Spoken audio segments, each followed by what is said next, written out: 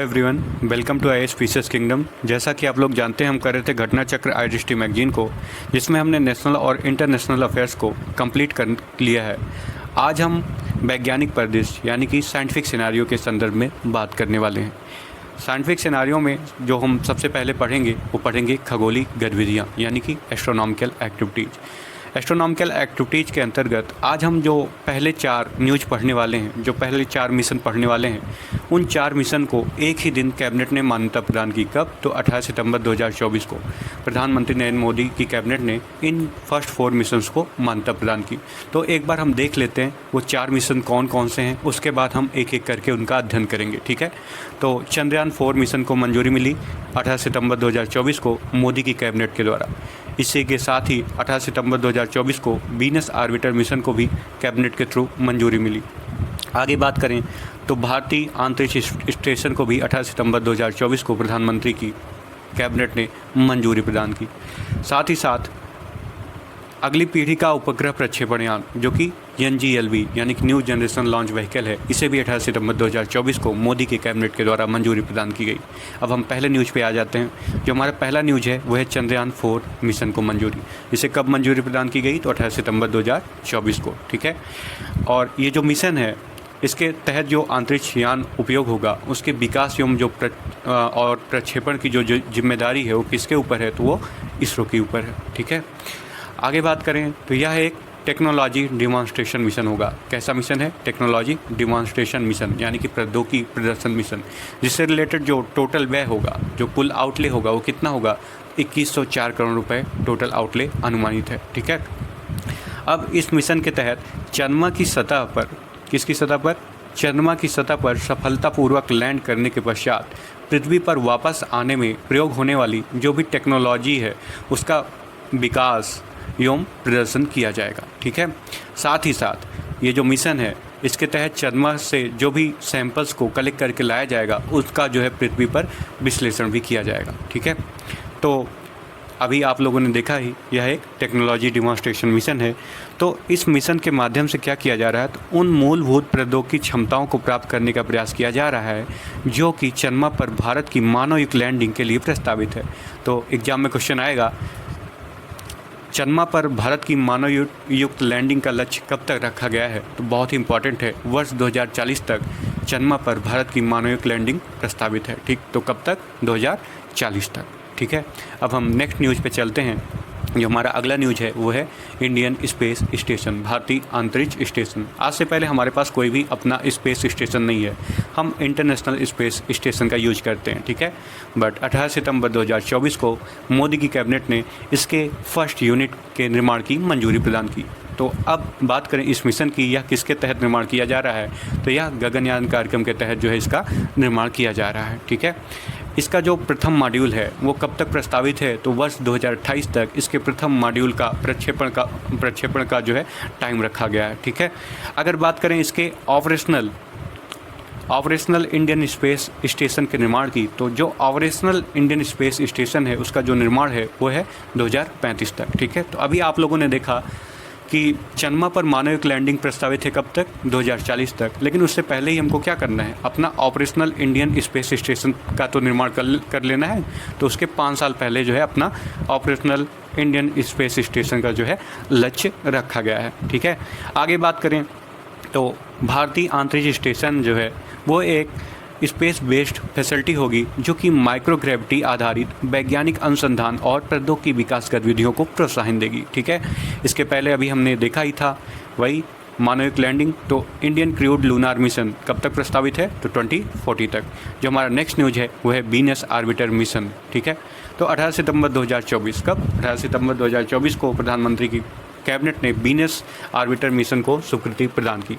अगर करें बात वीनस की कुछ बेसिक्स फैक्ट की, तो जो वीनस है वो सबसे पहले मरकरी आता है सन के निकट, फिर उसके बाद वीनस, ठीक, फिर अर्थ, फिर मार्स, बुध, शुक्र, पृथ्वी और मंगल। सबसे निकटतम आप देखेंगे मरकरी है। ठीक है, लेकिन पृथ्वी के सबसे निकटतम क्या है? वीनस है। ठीक है, और बात करें तो ये जो वीनस है, ये जो आपका वीनस है, ये सबसे ज़्यादा गर्म ग्रह कहलाता है, जबकि सबसे निकट देख रहे हैं आप मरकरी, ठीक है। लेकिन वीनस के पास क्या है, वीनस के पास कार्बन डाइऑक्साइड की अधिकता है, ठीक। इसकी अधिकता होने के कारण ये सबसे गर्म ग्रह माना जाता है, ठीक है। और इसे हम सबसे ज़्यादा गर्म होने के कारण लाल ग्रह की भी संज्ञा देते हैं, ठीक है। आगे देखते हैं ये जो मिशन है इसका उद्देश्य क्या है, ठीक है। तो ये जो मिशन है इसका उद्देश्य है शुक्र ग्रह से रिलेटेड जो भी एटमॉस्फेयर है, जो भी वायुमंडल है, उसका अध्ययन करना और उसके जियोलॉजी के संबंध में एक बेहतर समझ को विकसित करना इसका उद्देश्य है। इसी के साथ ही साथ थिक एटमॉस्फेयर, जो कि शुक्र ग्रह का थिक एटमॉस्फेयर है, उसका भी अध्ययन करना और उससे संबंधित डाटा का पता लगाना, ठीक है। और शुक्र ग्रह के वायुमंडल पर सूर्य का क्या प्रभाव पड़ता है, ठीक, उसका भी पता लगाना इसका उद्देश्य है। जाहिर सी बात है इस मिशन के विकास एवं प्रक्षेपण की भी जिम्मेदारी होगी किसके ऊपर, इसरो के ऊपर, ठीक है। और ये जो मिशन है ये कब तक प्रस्तावित है, ये वर्ष 2028 तक प्रस्तावित है। इस मिशन के लिए जो टोटल फंडिंग की बात की गई है वो कितनी, तो 1236 करोड़ रुपए के फंडिंग की बात की गई है। अब हम शुक्र ग्रह से रिलेटेड कुछ और मिशन की बात करेंगे, ठीक। तो शुक्र ग्रह से रिलेटेड कुछ प्रमुख वैश्विक मिशन कौन कौन से हैं, तो मैरिनर 2, ये जो मैरिनर 2 है ये जो है शुक्र ग्रह से रिलेटेड पहला सफल मिशन था, जिसे अमेरिकी मिशन, यह एक अमेरिकी मिशन है। और अगले बात करें अगले मिशन की, तो जो हमारा अगला मिशन है वो है मैगलेन, ये भी शुक्र ग्रह से रिलेटेड है और इसे भी नासा के द्वारा प्रक्षेपित किया गया था। ये जो मैगलेन मिशन है ये शुक्र ग्रह की पूरी तरह से इमेजें लेने वाला पहला अंतरिक्ष यान था।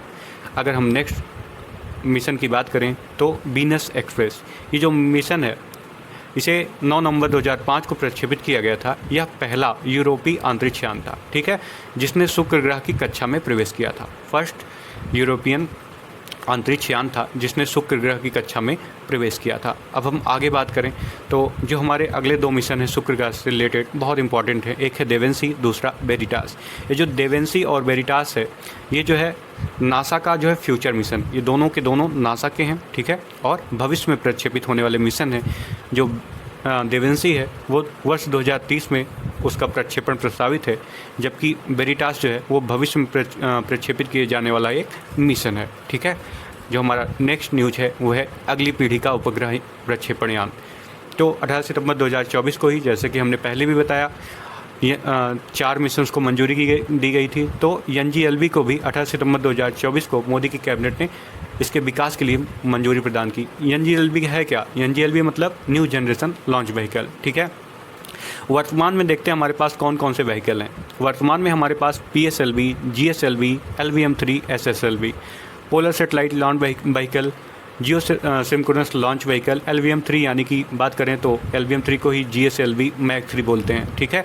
और SSLV यानी कि स्मॉल सेटेलाइट लॉन्च व्हीकल। हम इन 4 क्षमताओं से वर्तमान में लैस हैं, बट इसकी सहायता से हम केवल और केवल 10 टन वजनी उपग्रह को लो अर्थ ऑर्बिट में भेजने में सक्षम है, और जियो सिंक्रोनस ऑर्बिट में हम केवल 4 टन वजनी उपग्रह को ही भेज सकते हैं।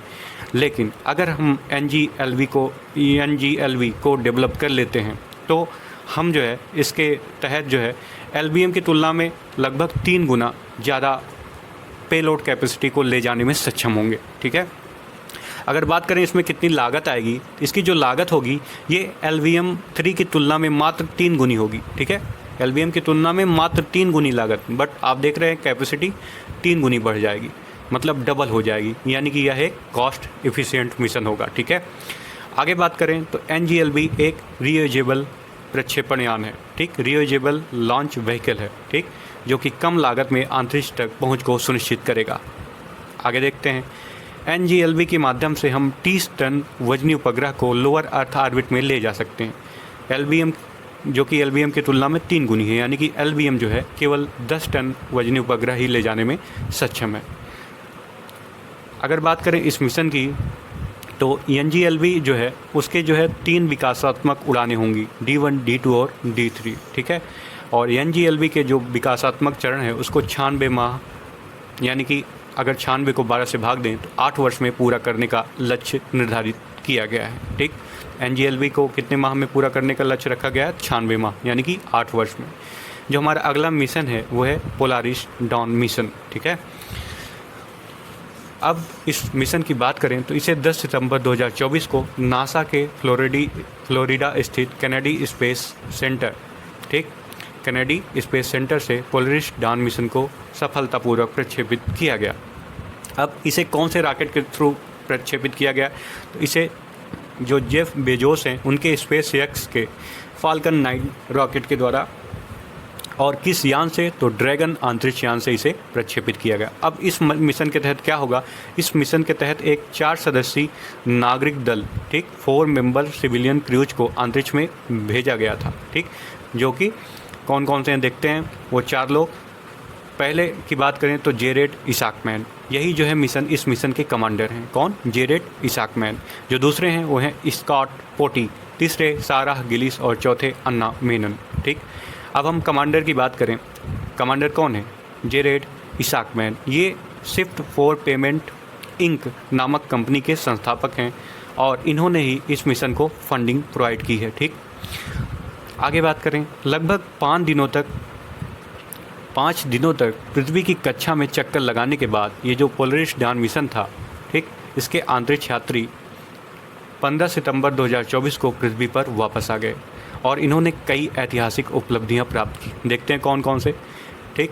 जैसे कि इस मिशन के तहत जो है अंतरिक्ष यात्रियों द्वारा first ever commercial space walk को पूरा किया गया, पहली व्यावसायिक स्पेस वॉक को पूरा किया गया। और ये जो मिशन था इसमें नॉन प्रोफेशनल्स थे, ठीक, जितने भी यात्री थे वो कौन थे? नॉन प्रोफेशनल, गैर पेशेवर अंतरिक्ष यात्री थे और उनके द्वारा की गई यह प्रथम स्पेस वॉक थी, ठीक है। आगे बात करें तो इस मिशन के दौरान उड़ान भरते हुए अंतरिक्ष यात्रियों ने पृथ्वी की कक्षा में सर्वाधिक ऊंचाई प्राप्त की, highest earth orbit ever phloem प्राप्त की, ठीक है। और अगर इसकी ऊंचाई की बात करें तो यह 1408 किलोमीटर की ऊंचाई तक गया था। यह जो दूरी है ये इंटरनेशनल स्पेस स्टेशन की दूरी के लगभग 3 गुने से भी अधिक है, ठीक है।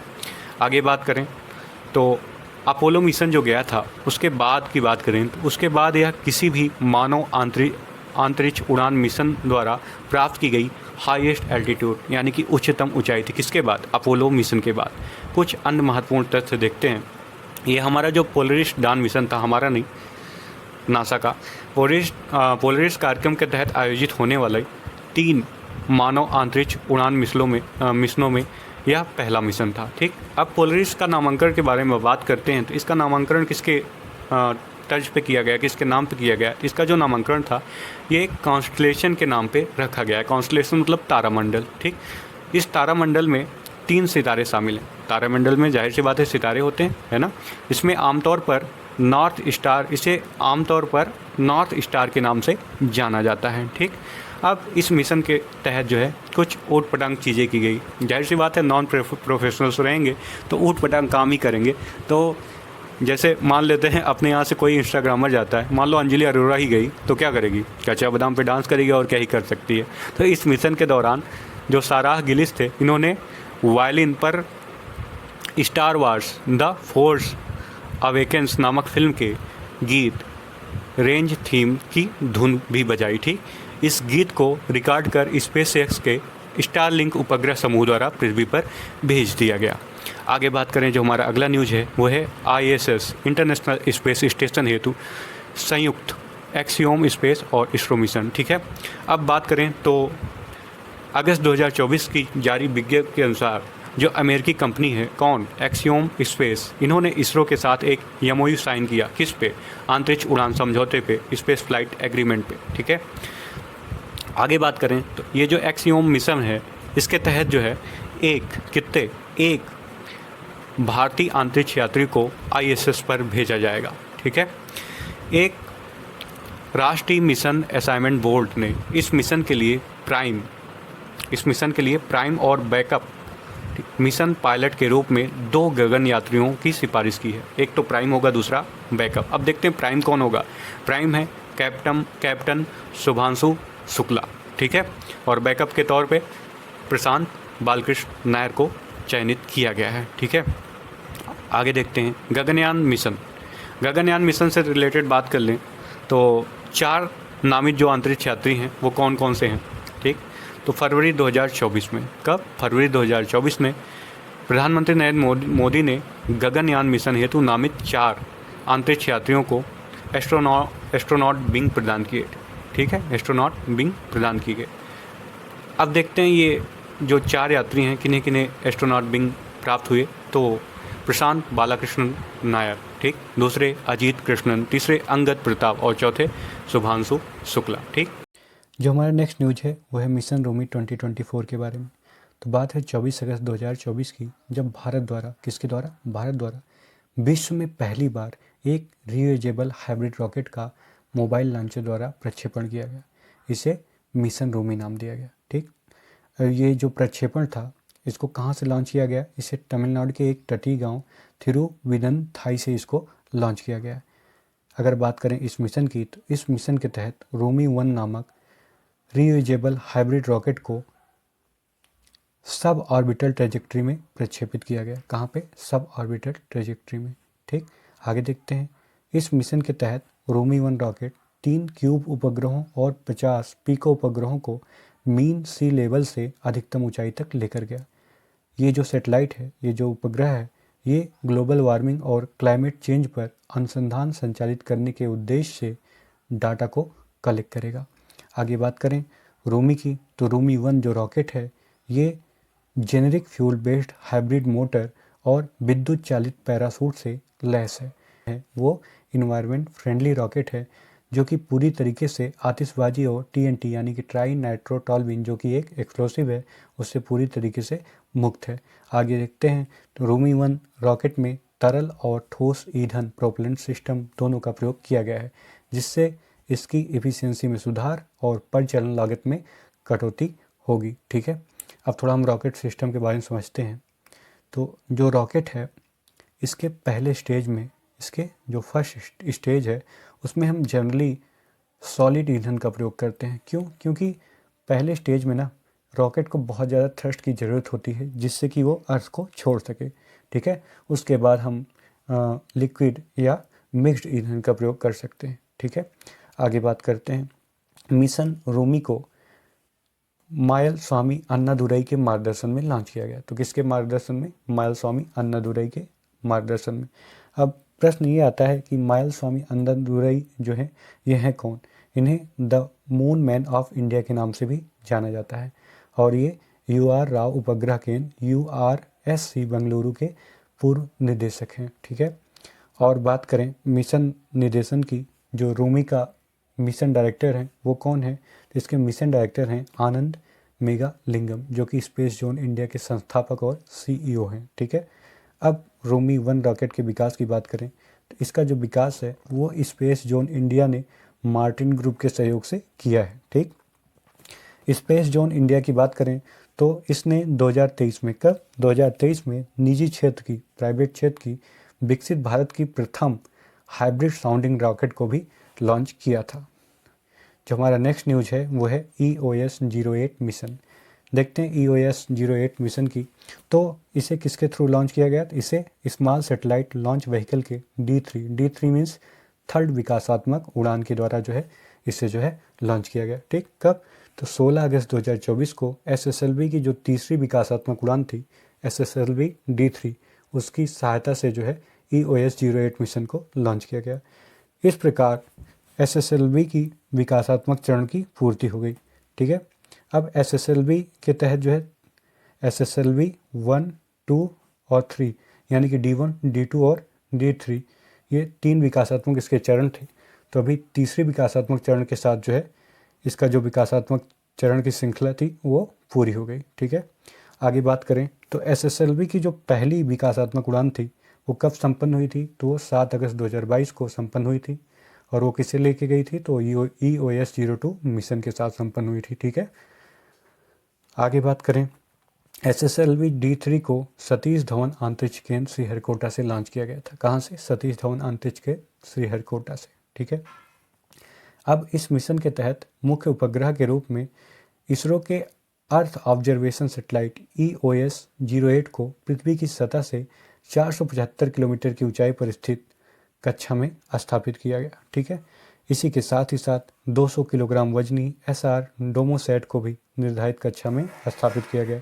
ये जो उपग्रह है इसका जो विकसित करने का श्रेय जाता है वो किसे जाता है? इसके विकसित करने का श्रेय चेन्नई स्थित स्टार्टअप स्पेस रिक्शा को जाता है। किसको? स्पेस रिक्शा को। यह उपग्रह अपने साथ 2 पेलोड को भी लेके गया, जिनमें से एक पेलोड है लोरा M2M मैसेजिंग प्रणाली। इसका विकास किसने किया? इसका विकास चेन्नई स्थित स्पेस किड्स इंडिया के निर्देशन में SRM पब्लिक स्कूल चेन्नई के छात्रों द्वारा किया गया। किसके छात्रों द्वारा? SRM पब्लिक स्कूल चेन्नई के छात्रों द्वारा।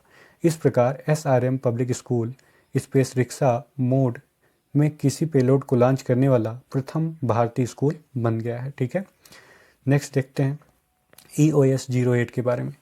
EOS-08 का जो टोटल वजन है वो कितना है? तो वह है 175.5 किलोग्राम। यह उपग्रह जो है अपने साथ 3 पेलोड को लेके गया। कितने पेलोड को? 3 पेलोड को। देखते हैं कौन कौन से। एक है EOIR यानी कि इलेक्ट्रो ऑप्टिकल इंफ्रारेड पेलोड, दूसरा GNSSR यानी कि global navigation satellite system reflectometry payload, और तीसरा SIC-UV डोसीमीटर। ठीक है, ये जो मिशन है EOS-08, इसका उद्देश्य क्या है? इसका जो प्राथमिक उद्देश्य है वो है माइक्रो सैटेलाइट की डिजाइन और विकास करना, और माइक्रो सैटेलाइट बस के अनुरूप पेलोड उपकरणों का निर्माण करना, और भविष्य के परिचालन उपग्रहों के लिए आवश्यक नई प्रौद्योगिकियों को शामिल करना इसका उद्देश्य है। अब हम बात कर लें थोड़ा SSLV यानी कि स्मॉल सैटेलाइट लॉन्च व्हीकल की। इसका पूर्ण रूप क्या है? तो small satellite launch vehicle. SSLV जो है इसरो का एक नया प्रक्षेपण यान है। ठीक, उभरती हुई वैश्विक लघु उपग्रह प्रमोचन सेवा बाजार की आवश्यकताओं को ध्यान में रखते हुए इसरो ने SSLV का विकास किया था। बात करें SSLV की, यह 10 से 500 किलोग्राम भार के माइक्रो, मिनी और नैनो सैटेलाइट को ले जाने में सक्षम है। कहाँ तक? तो 500 किलोमीटर की प्लेनर ऑर्बिट में प्रमोचित करने में सक्षम है। जो सबसे इम्पोर्टेंट बात है SSLV की, तो SSLV 3 स्टेज रॉकेट है। कितने स्टेज? 3 स्टेज रॉकेट है SSLV। और उससे भी इम्पोर्टेंट बात यह है, इसके जितने भी चरण हैं ना, इस सारे के सारे जो है सॉलिड प्रोपल्सन स्टेज हैं। ठीक है, इसके सारे चरण ठोस प्रणोदक युक्त हैं, यानी कि सारे के सारे चरणों में ठोस ईंधन का प्रयोग किया जाता है। जो हमारा नेक्स्ट न्यूज है वो है पुष्पक। पुष्पक जो है इसका जिक्र रामायण में भी आता है। श्री रामचंद्र ने इसे अयोध्या वापस आने के लिए 14 वर्ष बाद इसका यूज किया था। तो इसरो ने एक रीयूजेबल लॉन्च व्हीकल, ठीक, RLV का लैंडिंग एक्सपेरिमेंट सफलतापूर्वक जो है संपन्न किया है। ठीक है, इस रॉकेट के लैंडिंग परीक्षण की श्रृंखला में यह तीसरा और अंतिम परीक्षण था। तो तीसरा और अंतिम परीक्षण था। और ये जो रॉकेट है ये पंखनुमा प्रक्षेपण यान को पुष्पक नाम दिया गया है। ठीक, इसकी संरचना कैसी है? तो पंखनुमा, और इसे क्या नाम दिया गया है? पुष्पक नाम दिया गया है। इस नवीनतम मिशन के तहत RLV को 405 किलोमीटर की ऊंचाई से भारतीय वायुसेना के चिनूक हेलीकॉप्टर से प्रमोचित किया गया था। ठीक है, अब इस प्रक्षेपण के बाद क्या हुआ? इस रॉकेट ने रनवे पर ठीक बीच में 320 किलोमीटर की अधिक गति से सटीक हॉरिजॉन्टल लैंडिंग की। ठीक है, कितने स्पीड से? 320 किलोमीटर प्रति घंटे की स्पीड से एकदम सटीक लैंडिंग किया इसने। ठीक है, आगे देखते हैं। ये जो मिशन है, इस मिशन ने एक पुनर्प्रयोग प्रक्षेपण यान के विकास के लिए आवश्यक सर्वाधिक महत्वपूर्ण प्रौद्योगिकियों को प्राप्त करने में इसरो की विशेषज्ञता की पुष्टि की है। ठीक है, आगे है RLV-TD प्रोग्राम। ठीक है, तो देखते हैं ये RLV-TD प्रोग्राम क्या है। RLV means reusable launch vehicle, TD means technology demonstration programme. तो इसरो का RLV-TD कार्यक्रम जो है ये प्रौद्योगिकी प्रदर्शन अभियानों की एक श्रृंखला है। ठीक, जिन्हें एक पूर्णतः पुनर्प्रयोज द्विचरणीय कक्षीय यान के विकास की दिशा में पहला कदम माना जाता है। जो हमारा नेक्स्ट न्यूज है वह है पूर्णतः 3D प्रिंटेड इंजन युक्त विश्व का प्रथम रॉकेट। तो जो 3D प्रिंटेड इंजन युक्त विश्व का प्रथम रॉकेट है वो कहाँ से प्रक्षेपित किया गया? तो उसे आंध्र प्रदेश के श्रीहरिकोटा से प्रक्षेपित किया गया। ठीक है, ये जो प्रक्षेपण था ये प्रक्षेपण चेन्नई स्थित अंतरिक्ष क्षेत्र के स्टार्टअप का नाम क्या है? तो अग्निकुल कॉस्मोस प्राइवेट लिमिटेड द्वारा किया गया। किसके द्वारा? अग्निकुल कॉस्मोस प्राइवेट लिमिटेड द्वारा। अगर बात करें इस प्रक्षेपण की, ये जो प्रक्षेपण था ये सतीश धवन अंतरिक्ष केंद्र सार स्थित भारत के प्रथम निजी लॉन्च पैड से किया गया। ठीक है, जो प्रथम निजी लॉन्च पैड है इसको क्या नाम दिया गया? इसे धनुष नाम दिया गया। यह launch pad Agnikul Cosmos private limited द्वारा ही विकसित किया गया है। आगे देखें तो एकल 3D मुद्रित इंजन युक्त विश्व की जो प्रथम रॉकेट है उसको अग्निबाण सॉर्टेड नाम दिया गया है। क्या नाम दिया गया है? Agnibaan sorted. Agnibaan sorted means Agnibaan sub orbital technology demonstration नाम दिया गया है। यह भारत में सेमी क्रायोजेनिक इंजन द्वारा चालित किसी रॉकेट का प्रथम प्रक्षेपण भी था। ठीक है, तो सेमी क्रायोजेनिक इंजन द्वारा चालित किसी रॉकेट का कौन सा प्रक्षेपण था? तो प्रथम।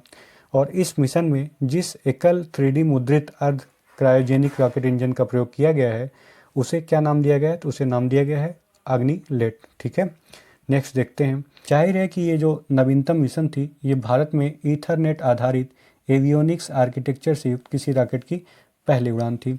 अग्निबाण सॉर्टेड एक सिंगल स्टेज प्रक्षेपण है जो एकल अर्ध क्रायोजेनिक इंजन द्वारा चालित है। ठीक है, अब बात करें इस मिशन के उद्देश्य की, तो ये जो मिशन है इसका उद्देश्य है अग्निकुल कॉस्मोस प्राइवेट लिमिटेड के ऑर्बिटल लॉन्च व्हीकल, ठीक, कक्षीय प्रक्षेपण यान अग्निबाण के लिए स्वदेशी प्रौद्योगिकियों का प्रदर्शन करना, उड़ान संबंधी महत्वपूर्ण डाटा को कलेक्ट करना और प्रणालियों का इष्टतम परिचालन सुनिश्चित करना।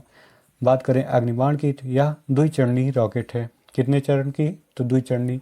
और यह 300 किलोग्राम तक वजनी उपग्रहों को 700 किलोमीटर की ऊंचाई तक ले जाने में सक्षम है। जो हमारा नेक्स्ट न्यूज़ है वह है ब्लू ओरिजिन का NS-24 मिशन। ठीक है, तो अमेरिका की एक कंपनी है क्या? Blue origin. इसके द्वारा 19 मई 2024 को NS-24 मिशन का प्रक्षेपण किया गया और यह एक उपकक्षीय अंतरिक्ष उड़ान मिशन था। यह न्यू स्पेस कार्यक्रम के तहत 7वां मानव उड़ान मिशन भी था और इस मिशन के तहत बात करें तो 6 अंतरिक्ष यात्रियों को अंतरिक्ष में भेजा गया था, जिसमें भारत के एक उद्यमी और पायलट शामिल थे। उनका नाम क्या है? बहुत इंपॉर्टेंट, उनका नाम है गोपी ठोटाकुरा। ठीक है, तो इस मिशन में 6 अंतरिक्ष यात्रियों के तहत गोपी ठोटाकुरा को भी शामिल किया गया था। अब हम बात करेंगे गोपी ठोटाकुरा की। ये भारत के पहले नागरिक अंतरिक्ष पर्यटक बन गए हैं। ठीक, फर्स्ट सिविलियन स्पेस टूरिस्ट बन गए हैं। लेकिन अगर नागरिक के तौर पे बात करें तो ये दूसरे भारतीय नागरिक बन गए हैं। किसके बाद? राकेश शर्मा के बाद। राकेश शर्मा अंतरिक्ष में कब गए थे? तो 1984 में। आगे बात करें तो ज्ञातव्य है कि न्यू शेपर्ड ब्लू ओरिजिन का पूर्णतः पुनर्प्रयोज्य उपकक्षीय रॉकेट है। ठीक है, न्यू शेपर्ड जो है वो ब्लू ओरिजिन का पूर्णतः रियूजेबल, ठीक, उपकक्षीय रॉकेट है। आगे बात करें, जो हमारा अगला न्यूज है वह है भारत का द्वितीय अंतरिक्ष पोर्ट। तो प्रधानमंत्री मोदी ने, किसने? मोदी ने कुलाशेखरपट्टनम में भारत के द्वितीय अंतरिक्ष पोर्ट की शिलान्यास रखी। ठीक है, और कुलाशेखरपट्टनम की बात करें, यह तमिलनाडु के थूथुक्कड़ी जिले में स्थित एक तटीय गांव है। ठीक, भारत का द्वितीय अंतरिक्ष पोर्ट 24 महीनों के भीतर पूरी तरीके से कार्यशील हो जाएगा और यह गैर सरकारी उद्यमों की अंतरिक्ष गतिविधियों का संवर्धन भी करेगा। आगे देखते हैं, अगर बात करें पहले अंतरिक्ष पोर्ट की, फर्स्ट अंतरिक्ष पोर्ट की, तो आंध्र प्रदेश के श्रीहरिकोटा स्थित सतीश धवन अंतरिक्ष केंद्र सार जो है ये भारत का प्रथम अंतरिक्ष पोर्ट माना जाता है। भारत सरकार के अंतरिक्ष विभाग के अंतर्गत भारतीय अंतरिक्ष अनुसंधान संगठन यानी कि इसरो का प्रमुख केंद्र है। हमारा नेक्स्ट न्यूज है वह 2005X-296 क्षुद्र ग्रह। ठीक है, तो IAU यानी कि इंटरनेशनल एस्ट्रोनॉमिकल यूनियन द्वारा प्रोफेसर जयंत मूर्ति के नाम पर एस्टेरॉयड का नामकरण करने की घोषणा हुई। ठीक है, ये जो एस्टेरॉयड है 205X-296 एस्टेरॉयड, इसका नाम जो है प्रोफेसर जयंत मूर्ति के नाम पे रखा जाएगा। ठीक है, आगे देखते हैं, IOU जो है वो अपने छोटे पिंडों के नामकरण पर कार्य समूह के माध्यम से यह घोषणा की गई है। ठीक है, नेक्स्ट देखते हैं, ये जो क्षुद्र ग्रह है ये मार्स और जुपिटर के मध्य स्थित कक्षा में घूर्णन करते हुए प्रत्येक 3.3 ईयर में सूर्य की एक परिक्रमा को पूरा करता है। ठीक है, आगे देखें तो प्रोफेसर जो जयंत मूर्ति जो हैं ये भारतीय खगोल भौतिकी संस्थान यानी कि इंडियन इंस्टीट्यूट ऑफ एस्ट्रोफिजिक्स से वर्ष 2021 से सेवानिवृत्त हो गए हैं। हमारा नेक्स्ट न्यूज है वो है स्टेट्यू शिव शक्ति। तो बैकग्राउंड में चलते हैं, बात है 23 अगस्त 2023 की, जब इसरो ने चंद्रयान 3 मिशन के लैंडर मॉड्यूल को चंद्रमा की सतह पर सफलतापूर्वक लैंड कराने में सफलता प्राप्त की थी। तो ये जो लैंडर था विक्रम, ठीक है, ये जिस स्थान पे उतरा उससे प्रधानमंत्री मोदी ने कहा कि यह अब शिव शक्ति नाम से जाना जाएगा। किस नाम से जाना जाएगा? शिव शक्ति नाम से जाना जाएगा, ठीक है। तो अभी देखते हैं, अभी जो हाल में प्लानिटरी सिस्टम नोमेनक्लेचर के लिए IAU यानी कि इंटरनेशनल एस्ट्रोनॉमिकल यूनियन के कार्यकारी समूह ने चंद्रयान 3 के विक्रम लैंडर के लैंडिंग स्थल, जो लैंडिंग साइट था, उसको स्टैट्यू ऑफ शिव शक्ति नाम से मंजूरी प्रदान कर दी, ठीक है। तो IAU ने भी इसे मान्यता प्रदान कर दी, ठीक है। जो हमारा नेक्स्ट न्यूज है वो है विक्रम 1 के चरण 2 यानी कि स्टेज 2 का परीक्षण। तो बात है 27 मार्च 2024 की। कब? 27 मार्च 2024 की, जब Skyroot aerospace private limited ने विक्रम 1 प्रक्षेपण यान के स्टेज 2 का सफल परीक्षण किया, ठीक है। और ये जो परीक्षण था ये आंध्र प्रदेश के श्रीहरिकोटा स्थित सतीश धवन अंतरिक्ष केंद्र सार से किया गया। कहाँ से? सार से किया गया, ठीक है। आगे देखते हैं, विक्रम 1 प्रक्षेपण यान के द्वितीय चरण को क्या नाम दिया गया? तो विक्रम 1 जो था उसके द्वितीय चरण के जो प्रक्षेपण यान है उसको कलाम 250 नाम दिया गया। क्या नाम दिया गया? कलाम 250, ठीक है। अब देखते हैं इससे पूर्व जो स्काई रूट एरोस्पेस द्वारा मई 2022 में, कब? मई 2022 में विक्रम 1 रॉकेट के तृतीय चरण का सफल परीक्षण किया था और उसे क्या नाम दिया था? जो तृतीय चरण था उसे नाम दिया था कलाम 100, ठीक है। क्या नाम दिया था? कलाम 100। और द्वितीय चरण को क्या नाम दिया? कलाम 250, ठीक है। आगे बात करते हैं, बात है 24 अक्टूबर 2023 की। कब? 24 अक्टूबर 2023 की, जब Skyroot aerospace private limited ने विक्रम 1 रॉकेट का अनावरण किया था। किसका अनावरण किया था? विक्रम 1 रॉकेट का अनावरण किया था, ठीक है। आगे देखते हैं, विक्रम 1 जो रॉकेट है ये मल्टी स्टेज प्रक्षेपण यान है, ठीक। यह रॉकेट 480 किलोग्राम, यह रॉकेट 480 किलोग्राम पेलोड को 500 किलोमीटर की ऊंचाई वाले लोअर इंक्लिनेशन ऑर्बिट में प्रक्षेपित करने में सक्षम है, ठीक है। बात करें विक्रम 1 की, तो विक्रम 1 पूर्णतः कार्बन फाइबर निर्मित रॉकेट है। कैसा रॉकेट है? कार्बन फाइबर निर्मित रॉकेट है और यह 3D प्रिंटेड तरल इंजनों से युक्त है, ठीक। Vikram 1 Skyroot aerospace private limited द्वारा निर्मित द्वितीय रॉकेट है। कौन सा रॉकेट है? द्वितीय रॉकेट है, ठीक है।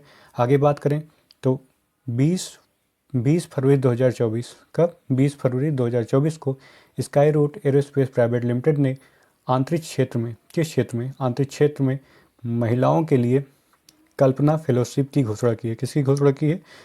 कल्पना फेलोशिप की। जो हमारा नेक्स्ट न्यूज है वो है ODCS चंद्रमा पर लैंड करने वाला पहला निजी अंतरिक्ष यान, ठीक है। तो चंद्रमा पर लैंड करने वाला पहला निजी अंतरिक्ष यान कौन सा है? तो ODCS, ठीक है। अब देखते हैं 22 फरवरी 2024, कब? 22 फरवरी 2024 को ODCS चंद्रमा की सतह पर सफलतापूर्वक लैंड करने वाला विश्व का पहला निजी अंतरिक्ष यान बन गया, ठीक है। पूरे विश्व का पहला निजी अंतरिक्ष यान बन गया। ये जो अंतरिक्ष यान था इसको 15 फरवरी 2024 को अमेरिका के फ्लोरिडा स्थित कैनेडी स्पेस सेंटर से SpaceX के फाल्कन 9 रॉकेट से प्रक्षेपित किया गया था। किससे प्रक्षेपित किया गया था? SpaceX के फाल्कन 9 रॉकेट से, ठीक है। और यह अंतरिक्ष यान ह्यूस्टन अमेरिका स्थित इंट्यूटिव मशीन्स नामक एक वाणिज्यिक कंपनी के IM-1 मिशन के तहत प्रक्षेपित किया गया था। किस मिशन के तहत? IM-1, ठीक है। इस मिशन के तहत एक नोवा-C रोबोटिक चंद्र लैंडर, रोबोटिक लूनर लैंडर को चंद्रमा के दक्षिणी ध्रुवीय क्षेत्र में स्थित मेलापर्ट क्रेटर के निकट उतारा गया था। तो क्रेटर का नाम क्या है? बहुत इंपॉर्टेंट है, क्रेटर का नाम है मेलापर्ट। तो इसके निकट उतारा गया था, ठीक है। आगे देखें तो उल्लेखनीय है कि इस नोवा-C लूनर लैंडर को ही ODCS नाम दिया गया है, ठीक है।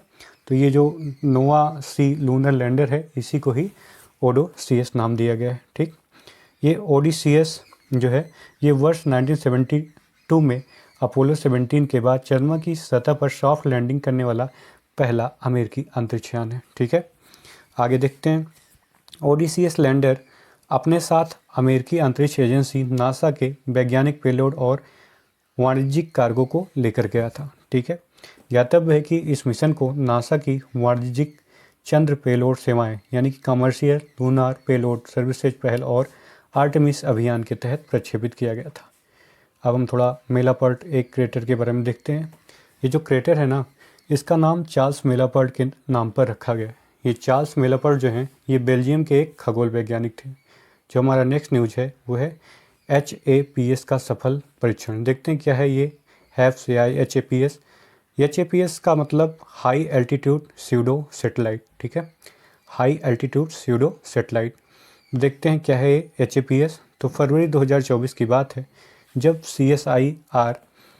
CSIR national aerospace laboratories Bengaluru के वैज्ञानिकों ने स्यूडो सेटेलाइट का पहला सफल परीक्षण किया। स्यूडो सेटेलाइट मतलब ऐसा सेटेलाइट जिसे हम हिंदी में छद्म उपग्रह भी कहते हैं। ऐसा सेटेलाइट जो लगता है बट होता नहीं, जैसे हम लोगों ने पढ़ा हुआ है बचपन में छद्म बल, स्यूडो फोर्स, ठीक। एक सेंट्रीपिटल फोर्स होता है, एक सेंट्रीफ्यूगल फोर्स होता है। जो सेंट्रीफ्यूगल फोर्स होता है जो एक्चुअल में लगता नहीं, बस आभास होता है, उसे ही हम स्यूडो बल कहते हैं। तो उसी तरीके से ये स्यूडो सेटेलाइट है, ठीक है। तो वास्तव में यह एक ये जो सेटेलाइट है यह एक नई पीढ़ी के UAV means unmanned aerial vehicle का प्रोटोटाइप है, ठीक है। हालांकि ये कोई सामान्य UAV नहीं है, बल्कि ये समतापमंडल स्ट्रेटोस्फेयर तक में उड़ान भर सकता है। कहाँ तक? स्ट्रेटोस्फेयर तक ही, ठीक है। साथ ही ये पूरी तरह सौर ऊर्जा संचालित किया जा सकता है और कई महीने तक लगातार उड़ सकता है। इस प्रकार अनमैन्ड एरियल व्हीकल को HAPS यानी कि high altitude pseudo satellite haves या HALE HALE high altitude long endurance vehicle कहा जाता है, ठीक है। आगे बात करते हैं। हैव्स को अंतरिक्ष में पृथ्वी के परिक्रमा करने वाले उपग्रहों और वायुमंडल में कम ऊंचाई पर उड़ान भरने वाले ड्रोन के मध्य उपस्थित अंतराल को कम करने के लिए डिजाइन किया गया है। तो उल्लेखनीय है कि ये जो परीक्षण है ये कर्नाटक के चित्रदुर्ग स्थित जिले चल्लकेरे से किया गया है। कहाँ से? चल्लकेरे से, ठीक है।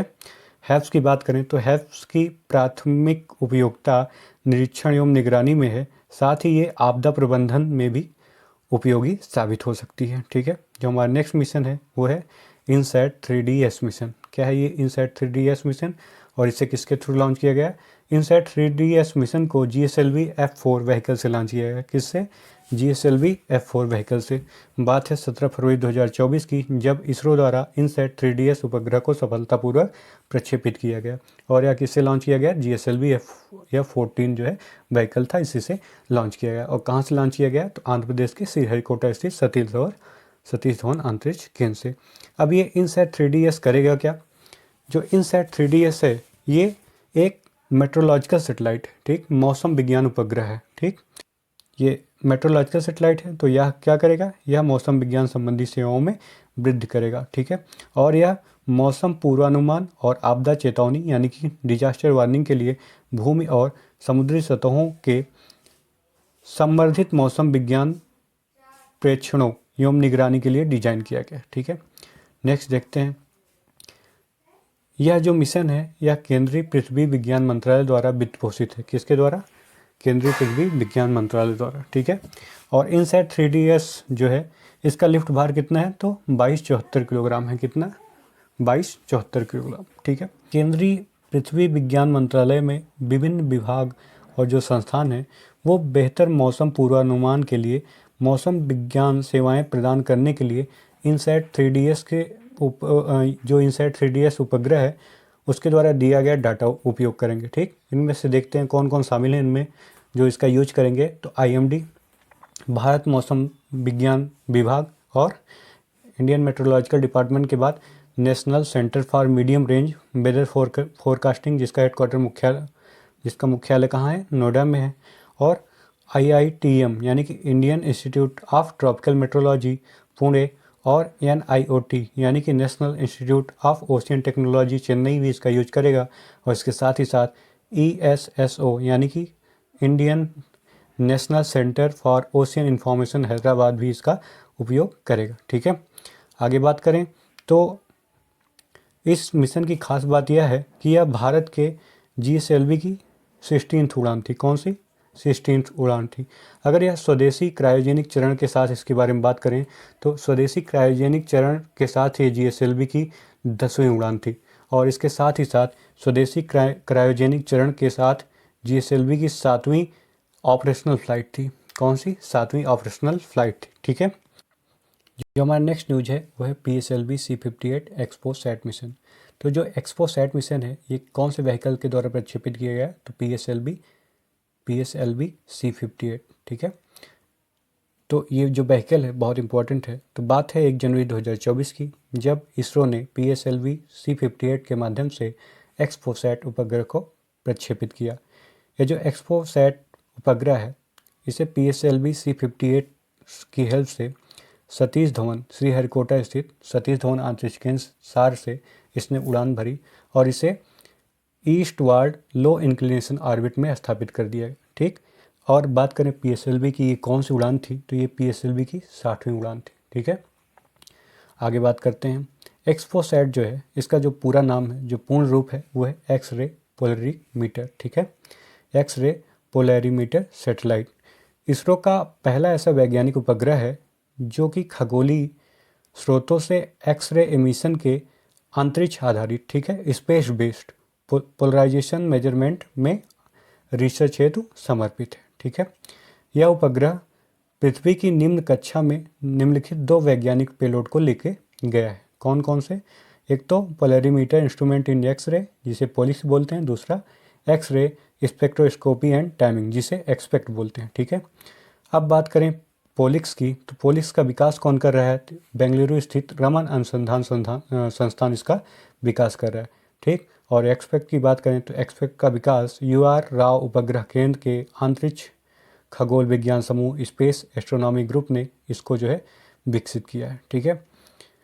जो पोलिक्स पेलोड है यह एक्स-रे पोलरीमीटर के रूप में कार्य करता है जिसे 8 से 30 किलो इलेक्ट्रॉन वोल्ट के ऊर्जा बैंड के अंतर्गत एस्ट्रोनॉमिकल ऑब्जर्वेशन के लिए डिजाइन किया गया है। ठीक है। बात करें पोलिक्स की, तो पोलिक्स का जो प्राथमिक उद्देश्य है वो एक्सपोसैट मिशन के नियोजित 5 वर्षीय जीवन काल, ठीक, तो जीवन काल कितना है? 5 ईयर का। इसके दौरान विभिन्न श्रेणियों में चमकीले खगोलीय स्रोत हैं उनका निरीक्षण करना है। ठीक। जो भी चमकीले खगोलीय स्रोत हैं उनका क्या करना है? निरीक्षण करना है। बात करें एक्सपेक्ट की, तो एक्सपेक्ट जो है ये 0.8 to 15 किलो इलेक्ट्रॉन वोल्ट की ऊर्जा रेंज में स्पेक्ट्रोस्कोपिक जानकारी जो है प्रदान करेगा। ठीक। एक्सपोसैट के सफल प्रक्षेपण के साथ भारत जो है वो ब्लैक होल, न्यूट्रॉन तारों जैसे खगोलीय स्रोतों का अध्ययन करने के लिए एक वेधशाला यानी कि ऑब्जर्वेटरी प्रक्षेपित करने वाला विश्व का दूसरा देश बन गया है। तो विश्व का कौन सा देश बन गया है? दूसरा देश बन गया है। ठीक है। चलते हैं। इस मिशन के तहत इसरो ने एक्सपोसैट के अंतरिक्ष में स्थापित करने के बाद PSLV C-58 के चौथे चरण को सक्रिय रखकर, ठीक, तो जो चौथा चरण है उसको सक्रिय रखकर उसकी उपयुक्तता को प्रदर्शित किया। ठीक है। इसे क्या नाम दिया गया था? तो इसे PSLV कक्षीय प्रायोगिक मॉड्यूल 3 यानी कि पोएम 3 नाम दिया गया था। पोएम 3 के माध्यम से स्टार्टअप शिक्षण संस्थानों एवं इसरो केंद्रों के 10 अन्य पेलोड को अंतरिक्ष में भेजा गया। ठीक है। जो निम्नवत हैं कुछ देख लेते हैं, जिनमें से शामिल है BSAT। ठीक। BSAT, ये जो BSAT है ये वुमेन इंजीनियर सैटेलाइट है जो कि लाल बहादुर शास्त्री महिला प्रौद्योगिकी संस्थान तिरुवनंतपुरम केरल से संबंधित है। दूसरा बिलीफ सैट 0, ये KJ सौम्या प्रौद्योगिकी संस्थान मुंबई से संबंधित है। तीसरे की बात करें तो गीता, जिसे ग्रीन इम्पल्स ट्रांसमीटर के नाम से जाना जाता है, ये किससे संबंधित है? तो ये इंस्पीसिटी स्पेस लेबोरेटरी प्राइवेट लिमिटेड से संबंधित है जो कि ठाणे में स्थित है। ठीक है। आगे बात करें तो एक जो मुझे और पसंद आया वो था सिलिकॉन आधारित उच्च ऊर्जा cell, silicon based high energy cell. ये विक्रम साराभाई अंतरिक्ष के तिरुवनंतपुरम से रिलेटेड है। ठीक है। हमारा जो अगला न्यूज है वो है नासा का साइकी अंतरिक्षयान लॉन्च। ठीक। बात है 13 अक्टूबर 2023 की, जब नासा के साइकी अंतरिक्षयान को लॉन्च किया गया। ये नासा का साइकी अंतरिक्षयान स्पेसएक्स के फाल्कन हैवी रॉकेट द्वारा प्रक्षेपित किया गया। ठीक है। जो कि पता ही आपको फ्लोरिडा स्थित कैनेडी स्पेस सेंटर से। साइकी अंतरिक्षयान के साथ नासा का डीप स्पेस ऑप्टिकल कम्युनिकेशन किया गया। डीप स्पेस ऑप्टिकल कम्युनिकेशन नामक एक एक्सपेरिमेंट भी भेजा गया। ठीक, यह पहली बार था जब चंद्रमा यानी कि मून से परे लेजर संचार का परीक्षण करेगा। ठीक, यह पहली बार चंद्रमा से परे लेजर संचार का परीक्षण करेगा। ठीक है, आगे बात करें तो इस अंतरिक्षयान के वर्ष 2029 तक साइकी क्षुद्रग्रह तक पहुंचने का लक्ष्य निर्धारित किया गया है। तो कब तक निर्धारित किया गया है? तो वर्ष 2029 तक। ठीक है, और यह नासा का प्रथम ऐसा मिशन है जो चट्टान व बर्फ से अधिक धातुओं से युक्त किसी क्षुद्रग्रह का अध्ययन करेगा। ठीक है, नेक्स्ट बात करें साइकी एस्टेरॉइड की। तो साइकी एस्टेरॉइड जो था वो 16 क्षुद्रग्रह यानी कि 16 एस्टेरॉइड था जो कि खोजा गया था, जिसके कारण इसे 16 साइकी भी कहा जाता है।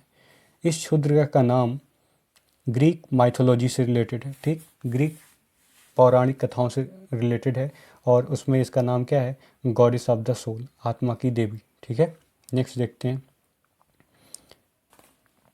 यूरोप का प्रथम निजी रॉकेट म्यूरा 1। ठीक, बात है 7 अक्टूबर 2023 की, जब स्पेनिश कंपनी PLD स्पेस 1 द्वारा म्यूरा 1 नामक पुनर्प्रयोज्य रॉकेट को सफलतापूर्वक लॉन्च किया गया। ठीक, रीयूजेबल रॉकेट को सफलतापूर्वक लॉन्च किया गया। इसका नाम क्या है? म्यूरा 1। ठीक है, म्यूरा 1 का जो पहले नाम था वो क्या था? एरियन 1। ठीक, म्यूरा 1 को जो है पहले किस नाम से जाने जाते थे?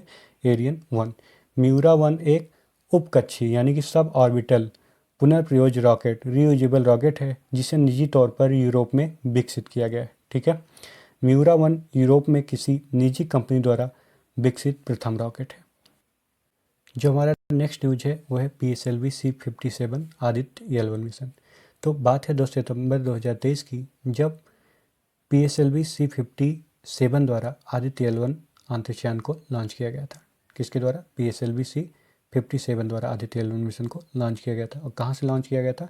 श्रीहरिकोटा स्थित सतीश धवन अंतरिक्ष केंद्र सार के द्वितीय लॉन्चिंग पैड से। ठीक है, और अब बात करें आदित्य मिशन की, तो आदित्य का मतलब होता है सूर्य। ठीक है, तो यह सन से रिलेटेड मिशन है। ठीक, तो सन का अध्ययन करेगा। ठीक है, जबकि आदित्य L1 में जो L1 है वो क्या है? उसे कहते हैं लैग्रेंज पॉइंट। ठीक, लैग्रेंज पॉइंट। तो हम सबसे पहले समझ लेते हैं यही कि लैग्रेंज पॉइंट क्या है। तो मानते हैं ये हमारा सन है। ठीक है, ये बीच वाला क्या है? हमारा सूरज है, सन। यहाँ पे सन है तो सूर्य का चक्कर कौन लगाता है? पृथ्वी। और ये मान लेते हैं हमारी पृथ्वी है। ठीक है, कौन है? पृथ्वी। तो अब ये सन और अर्थ, ठीक, सन और अर्थ, इसके बीच में एक पॉइंट मिलेगा। कौन सा पॉइंट मिलेगा? यहाँ पे बीच में एक पॉइंट मिलता है L1। ठीक, और ये जो अर्थ है इसके अपोजिट एक पॉइंट मिलता है L2। ठीक है, और ये जो सन है इसके अपोजिट भी एक पॉइंट मिलता है। कौन सा? L3। और इसी L1 के ऊपर एक पॉइंट मिलेगा आपको L4 और L5। ठीक है, और ये जो लैग्रेंज पॉइंट होते हैं, ठीक है, ये जो लैग्रेंज पॉइंट होते हैं ये क्या होते हैं? ये किन्हीं ऐसे दो सेलेस्टियल बॉडीज के बीच में पाए जाते हैं। ठीक है, जहाँ पे इनका जो ग्रेविटेशन होता है वो जो है एक दूसरे के बराबर हो जाता है या कहें 0 हो जाता है। ठीक है, तो अगर ग्रेविटेशन एक दूसरे के बराबर हो जाएगा यानी कि कैंसिल आउट हो जाएगा, तो वहाँ पे किसी सैटेलाइट को अगर हम पार करेंगे ना तो वो एक स्टेबल अवस्था में रहेगा। और वहाँ पे अगर पार करते हैं तो उससे रिलेटेड जो है ईंधन की भी खपत जो है बहुत कम होगी। ठीक है, तो आप लैग्रेंज पॉइंट समझ गए हैं। ठीक है, तो इसमें आदित्य L1 में क्या है? L1 क्या है? लैग्रेंज पॉइंट है। ठीक, तो आदित्य L1 जो है ये भारत का प्रथम सौर मिशन है, फर्स्ट सोलार मिशन है भारत का। ठीक है, आगे देखें तो 6 जनवरी 2024 को, कब? 6 जनवरी 2024 को आदित्य L1 अंतरिक्षयान को सूर्य पृथ्वी प्रणाली के प्रथम लैग्रेंज पॉइंट L1, अभी आपने देखा ही कि चारों ओर एक प्रभाव मंडल में स्थापित कर दिया है, यानी कि हैलो ऑर्बिट में स्थापित कर दिया है। इस कक्षा की पृथ्वी से दूरी कितनी है? तो 1.5 मिलियन किलोमीटर है। कितनी? 1.5 मिलियन किलोमीटर। ठीक है, लैग्रेंज पॉइंट के बारे में हमने देखा ही, फिर से एक बार देख लेते हैं। लैग्रेंज पॉइंट जो है इसका नामकरण इटालियन फ्रेंच गणितज्ञ जोसेफ लुई लैग्रेंज के नाम पे किया गया है। ठीक है, और लैग्रेंज पॉइंट क्या है? अंतरिक्ष में स्थित ऐसे स्थल जहाँ दो विशालकाय पिंडों यानी कि दो सेलेस्टियल बॉडी, जैसे मान लें पृथ्वी और सूर्य का संयुक्त गुरुत्वाकर्षण बल जो ग्रेविटेशन फोर्स होता है वो किसी छोटे पिंड द्वारा उनके साथ गत करने के लिए आवश्यक जो सेंट्रीपिटल फोर्स होता है उसके बराबर होता है। ठीक है, अभी लैग्रेंज पॉइंट को हम लोग देख ही लिए हैं। आगे देखते हैं आदित्य L1 जो मिशन है, ठीक, इस सूर्य में व्यवस्थित अध्ययन को संचालित करने के लिए जो है भेजा गया है। इसके साथ 7 वैज्ञानिक पेलोड को भेजा गया है, ठीक। इन वैज्ञानिक पेलोडों का नाम याद करना जरूरी नहीं है, बट एक आध दो देख लेते हैं, एक ही देख लेते हैं, जिसमें जो है पापा यानी कि plasma analyser packet for Aditya, ये बहुत इंपॉर्टेंट है। तो ये क्या है, फरवरी 2024 में, कब, फरवरी 2024 में पापा पेलोड ने कोरोनल मास इजेक्शन, किसके, कोरोनल मास इजेक्शन के सोलार विंड इम्पैक्ट का पता लगाया, ठीक है। सोलार विंड इम्पैक्ट का पता लगाया, किसने, पापा ने, ठीक है। आगे देखें तो 2 जुलाई 2024 को आदित्य L1 अंतरिक्षयान ने सूर्य पृथ्वी L1 बिंदु के आसपास अपनी फर्स्ट हेलो ऑर्बिट पूरी की। कब, 2 जुलाई 2024 को, डेट इंपॉर्टेंट है। 2 जुलाई 2024 को आदित्य L1 ने अंतरिक्षयान ने सूर्य पृथ्वी L1 बिंदु के आसपास अपनी फर्स्ट हेलो ऑर्बिट को पूरी की, ठीक है। जो हमारा अगला न्यूज है वो है नवमित्र डिवाइस से रिलेटेड। नवमित्र डिवाइस क्या है भाई, ये जो नवमित्र डिवाइस है ये रिलेटेड है फिशरमैन की सुरक्षा से ले, जो फिशरमैन है उनकी सिक्योरिटी से रिलेटेड, ठीक है। समुद्री यात्राओं के दौरान जो मछुआरे हैं वो अगर कहीं फंस जाते हैं तो उनका पता लगाने के लिए जो है इसको जो है डिज़ाइन किया गया है। किसके द्वारा डिज़ाइन किया गया है, तो इसरो ने इसको डिज़ाइन किया है, ठीक। इनोवेटिव सेफ्टी डिवाइस है, इसी के तौर पे इसका परीक्षण किया गया है। तो इसका परीक्षण कहाँ हुआ, तो केरल स्थित नींदकारा उपनगर में किया गया है, जहाँ इस उपकरण को एक फिशिंग वेसल पर स्थापित किया गया था। कहाँ स्थापित किया गया था, फिशिंग वेसल पर। नवमित्र उपकरण को इसरो के अहमदाबाद स्थित स्पेस एप्लीकेशन सेंटर द्वारा विकसित किया गया है, ठीक है। इस उपकरण को समुद्री यात्राओं के दौरान जो फिशरमैन हैं उनकी सुरक्षा के लिए डिज़ाइन किया गया, अभी हम लोगों ने देखा ही। और इसके साथ ही साथ ये जो नवमित्र उपकरण है ये फिशिंग फील्ड की भी पहचान करने में मदद करेगा।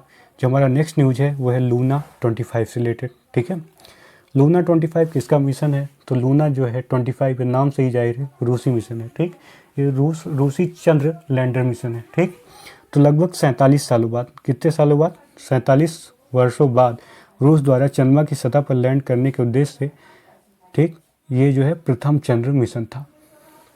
कितने सालों बाद, तो 47 सालों के बाद। लूना 25 जो है ये जो है साउथ पोल, दक्षिणी ध्रुव पर किस क्रेटर के निकट लैंड कर रहा है, देखिए, तो बेगू स्लावास्की क्रेटर के निकट जो है इसको लैंड कराया गया था, ठीक है। आगे देखते हैं, लेकिन दिक्कत ये हुई कि मिशन फेल हो गया।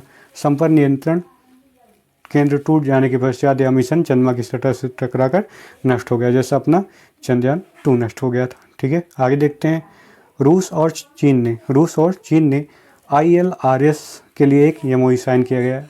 ILRS क्या है, इंटरनेशनल लूनार रिसर्च स्टेशन, इसके लिए इन दोनों ने एक MOU पे हस्ताक्षर किया था, ठीक है। आगे देखें, जो हमारा अगला न्यूज है वो है चंद्रयान 3 की सफल लैंडिंग से रिलेटेड, ठीक।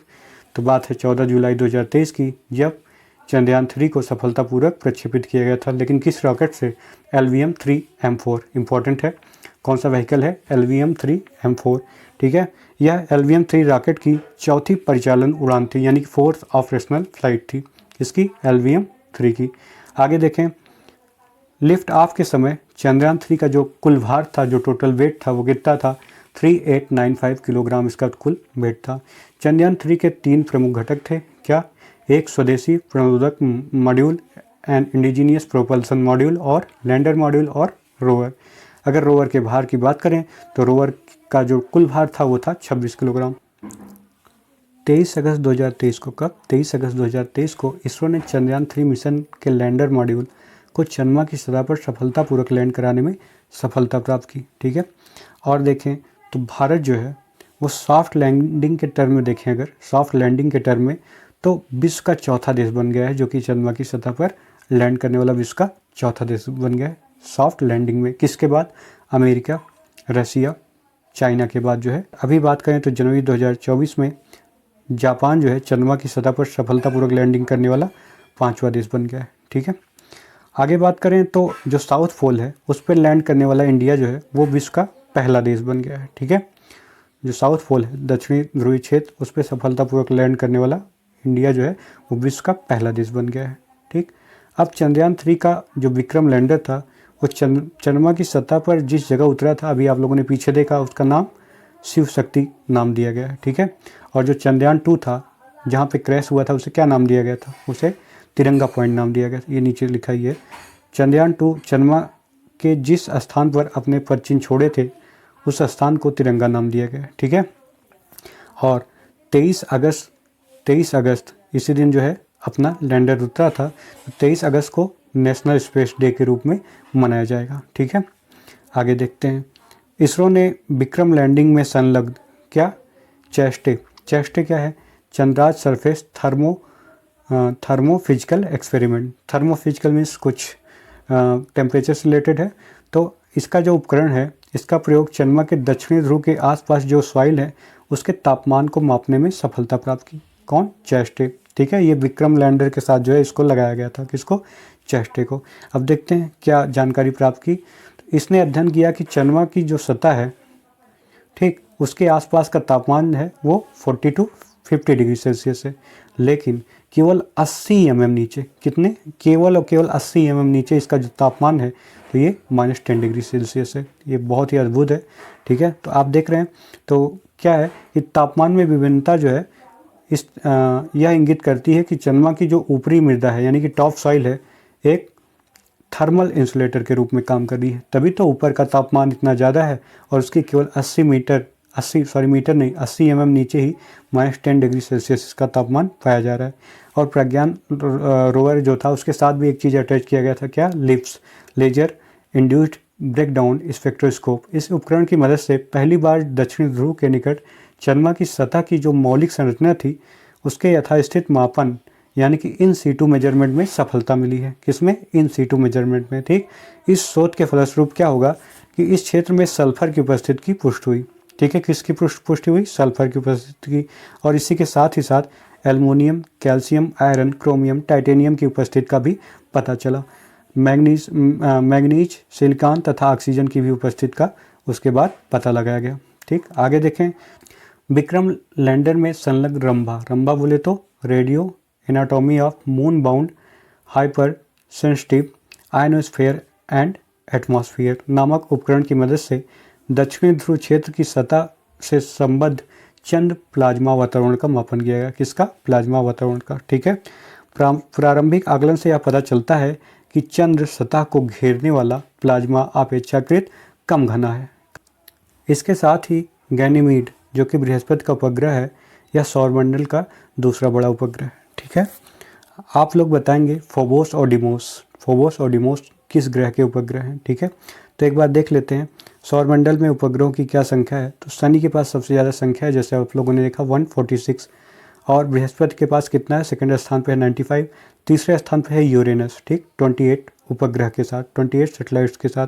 उसके बाद नेपच्यून, मंगल के पास 2, पृथ्वी के पास जान ही रहे हैं अपना 1, और लास्ट में शुक्र और बुध जो हैं, ठीक, मरकरी और वीनस जो कि सौरमंडल के सबसे पहले 2 ग्रह हैं, उनमें जो उपग्रहों की संख्या है वो कितनी है? तो उनमें उपग्रहों की संख्या बहुत ही अच्छी है, कितनी है?